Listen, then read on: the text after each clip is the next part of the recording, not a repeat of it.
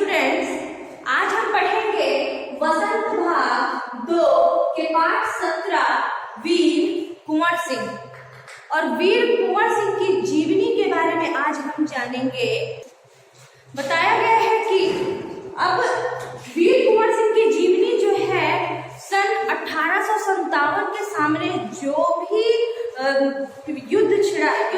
जो बगावत छिड़ी अपने देश को स्वतंत्र कराने के लिए, स्वतंत्रता की प्राप्ति के लिए, तो झांसी की रानी ने जो युद्ध छेड़ा था स्वतंत्रता संग्राम का, उसमें वीर कुंवर सिंह का भी नाम है। अब कई ऐसे पुरुष भी थे जिन्होंने स्वतंत्रता संग्राम में रानी लक्ष्मीबाई का सहयोग दिया था। अब जैसे ये पंक्तियां, इस स्वतंत्रता महायज्ञ में कई वीरवर आए काम, नाना कुंदुपर तात्या चतुर अजीमुल्ला सरना, अहमद शाह मौलवी ठाकुर कुंवर सिंह सैनिक अभिराम। तो ऐसे कितने पुरुष थे जिन्होंने स्वतंत्रता की प्राप्ति के लिए अपना भरपूर योगदान दिया। सन 1857 में वो सन था और वो समय था कि जब अंग्रेजों के खिलाफ क्रांतिकारियों ने बहुत भीषण विद्रोह कर दिया था। उसमें एक मंगल पांडे का नाम आता है, जिन्हें विद्रोह करने के लिए 8 अप्रैल सन 1857 को फांसी दी गई थी और 10 मई 1857 को मेरठ में भारतीय सैनिकों ने ब्रिटिश के खिलाफ जंग छेड़ दिया था। उसमें जो एक अंतिम मुगल शासक बहादुर शाह जफर को भारत का शासक घोषित किया गया था। वो अंतिम मुगल कालीन शासक में से एक थे जो कि लास्ट बचे हुए थे और उन्हें भारत का राजा घोषित किया गया था। लेकिन बाद में धीरे धीरे अंग्रेजों के दमन के आधार पर वे ज्यादा दिन तक शासन नहीं कर पाए और अंग्रेजों के सामने उन्हें टेक दिए थे। इसके अलावा दिल्ली के अतिरिक्त जहां अत्यधिक भीषण युद्ध हुआ था वे थे कानपुर, लखनऊ, बरेली, बुंदेलखंड और आरा। यानी कि जो भी स्वतंत्रता संग्राम थे, ये जो युद्ध करते थे या उसके स्वतंत्रता के लिए अंग्रेजों के खिलाफ उठते थे, वो जो भी लड़ाई करते थे वो सबसे पहले दिल्ली में अपना हुकूमत दिखाते थे और फिर उसके बाद जो स्वतंत्रता सेनानी थे धीरे धीरे उन्होंने कानपुर, लखनऊ, आरा, इधर बुंदेलखंड का पूरा एरिया उन्होंने कैप्चर कर लिया था, घेर लिया था। अब इसी में अगर हम देखें तो विद्रोह के मुख्य नेताओं में नाना साहेब, तात्या टोपे, बख्त खान, अजीमुल्ला खान, रानी लक्ष्मीबाई, बेगम हजरत महल, कुंवर सिंह और मौलवी अहमदुल्ला बहादुर खान इत्यादि थे जो उस समय सन 1857 में उभर कर रहे थे। अब यहाँ पर हम पढ़ रहे हैं वीर कुंवर सिंह के बारे में, तो इन सभी स्वतंत्रता सेनानी में एक यह नाम भी बहुत ही प्रमुख है। बताया जाता है कि उनके बचपन के बारे में ज्यादा तो नहीं पता, पर उनका जो जन्म था बिहार के शाहाबाद जिले के जगदीशपुर नामक जगह में सन 1782 में हुआ था।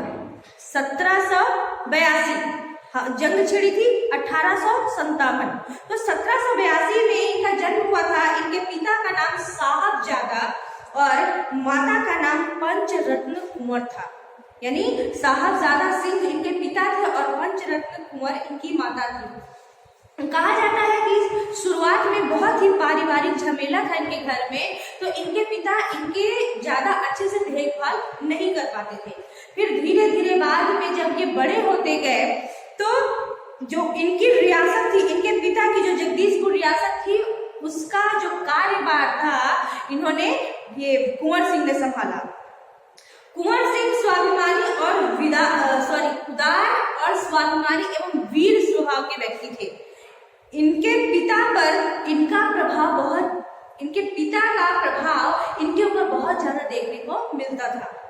कुंवर सिंह की शिक्षा दीक्षा की व्यवस्था उनके पिता ने उनके घर पर ही की थी और उन्होंने हिंदी, फारसी और संस्कृत के भाषाओं का मेन शिक्षा लिया था। पढ़ने लिखने में वो होशियार थे, लेकिन उससे भी ज्यादा उन्हें सबसे ज्यादा मजा घुड़सवारी, तलवारबाजी और कुश्ती लड़ने में आता था। इसके अलावा 1827 में उन्होंने रियासत की जिम्मेदारी संभाल ली अपने पिता की मृत्यु के पश्चात तथा जगदीशपुर के जंगलों में बासुरिया बाबा नाम के एक सिद्ध संत रहते थे और वो सिद्ध संत वीर कुंवर सिंह को काफी तरीके से मदद करते थे, किसी भी प्रकार का प्रोत्साहन करने में, मार्गदर्शन करने में, उनका उत्साह बढ़ाने में।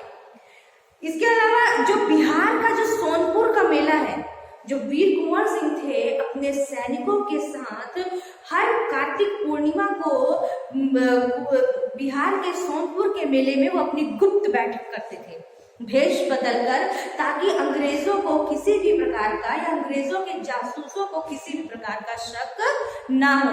और वहां पर वो बैठ के गुट निर्माण करते थे, कई योजनाएं बनाते थे अपने देश के लिए।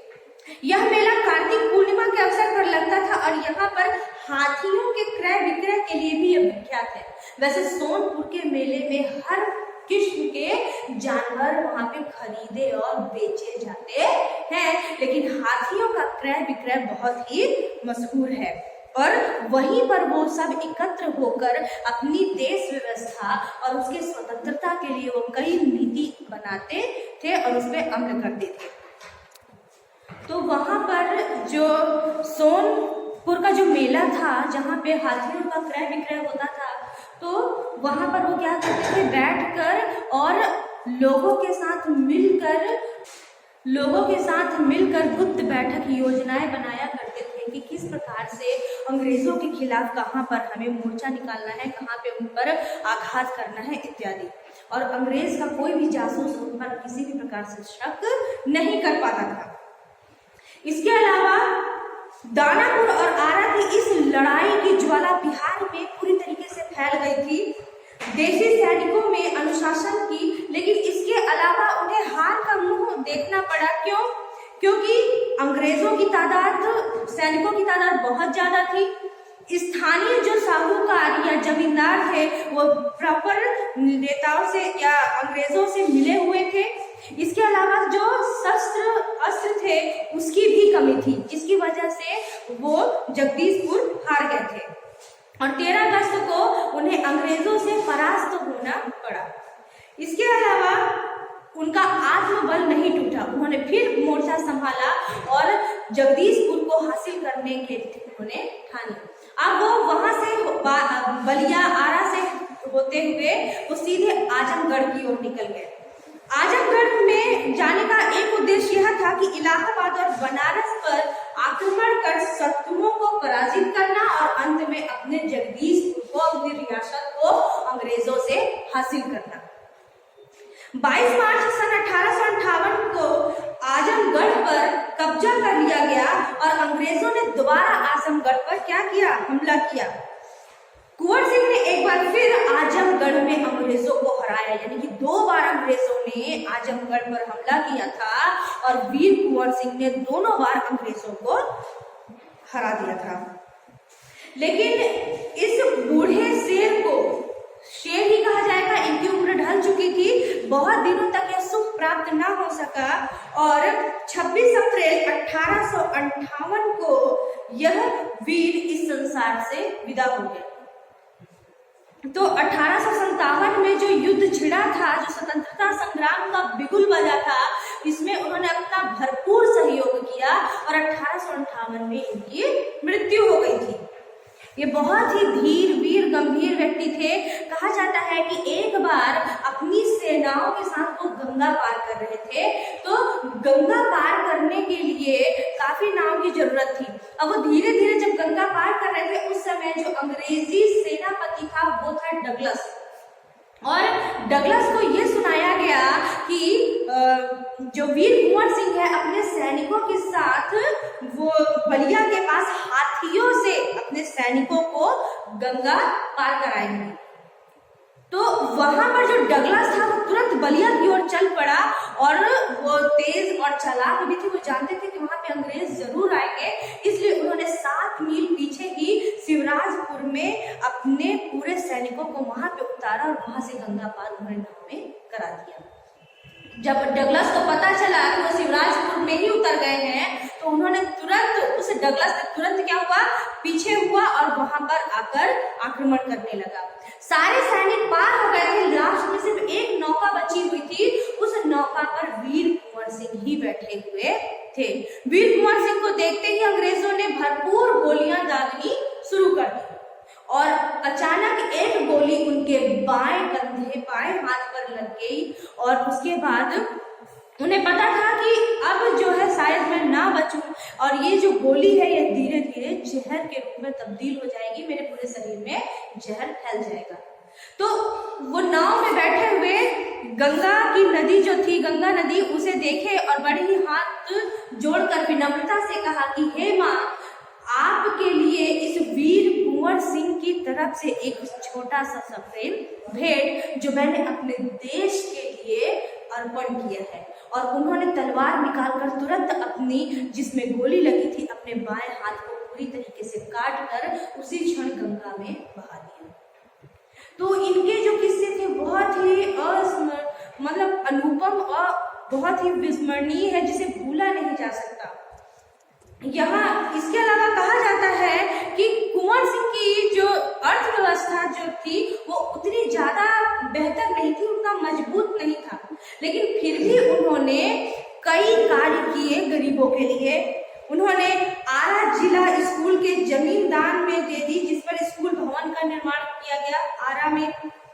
इसके अलावा उन्होंने निर्धन व्यक्तियों की सहायता की और अनेक इलाकों में अनेक सुख सुविधाएं प्रदान की तथा आरा जगदीशपुर सड़क और आरा बलिया सड़क का निर्माण किया। इसके अलावा जल की पूर्ति के लिए लोगों के लिए उन्होंने कई कुएं खुदवाए, तालाब बनवाए, जलाशय बनवाए और तो और हिंदू और मुस्लिम, उस समय मुस्लिम जाति का भी बहुत ज्यादा प्रचलन था, तो हिंदू और मुस्लिम दोनों जातियों के लिए उन्होंने स्कूल और मदरसे खुलवाए तथा दोनों जाति और धर्म के व्यक्तियों को साथ लेकर चला। उनके जो उत्साह थे, जैसे कि आप बोले त्योहार, तो उनके त्योहार को भी वो उन्होंने भरपूर मनाया और उनको बाइज्जत मतलब जाकर उनके लिए देश प्रेम का जो भी आह्वान था उनके सामने किया और अपने साथ साथ दूसरों के धर्म और त्योहारों को भी उन्होंने बहुत ही मतलब सम्मान दिया।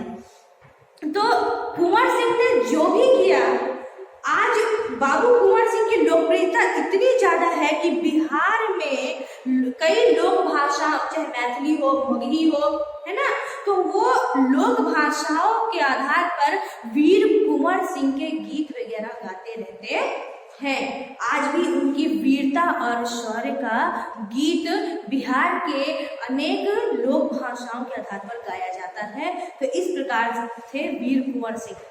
आई होप ये चैप्टर आपको समझ में आ गया होगा। अगर नहीं समझ में आया तो आप बिल्कुल मुझसे पूछेंगे कि ये क्या है। Thank you.